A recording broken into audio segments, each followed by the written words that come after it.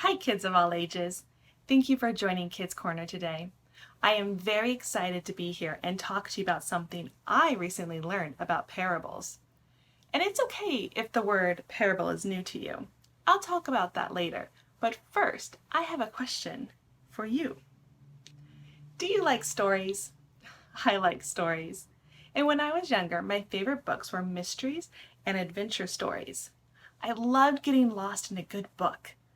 I love reading so much that I would often get distracted from doing my chores because I just had to know how the story would end. There are many types of stories with different names, like allegory. An allegory is a story or poem that hides a special message. And then there are parables. Oh, there's that word again. A parable is a story that is told to give us a picture in our minds of an idea.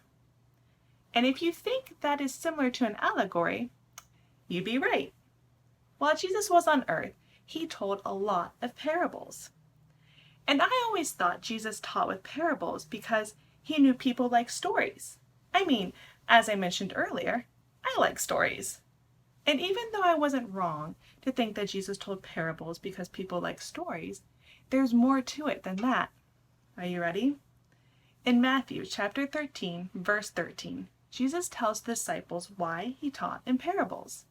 Jesus said, "Though seeing they do not see, though hearing they do not hear or understand." He meant that the people could see him, but they didn't see as in understand what he was talking about. They heard, but they weren't really paying attention. It's a lot like a flashlight. A flashlight lights the way where you point it. But have you ever noticed that it makes everything outside the beam of light, the things still in the darkness, even harder to see?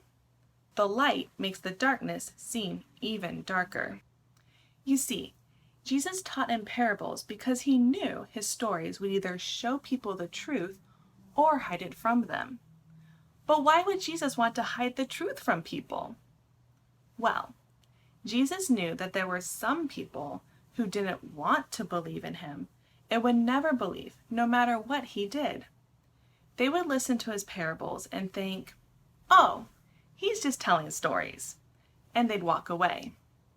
But other people would listen and say, "Wait a minute, what does this story mean?" And one day they would understand not only the parable, but who Jesus really was. They would know that the one who had been teaching them about God's kingdom was in fact the Son of God.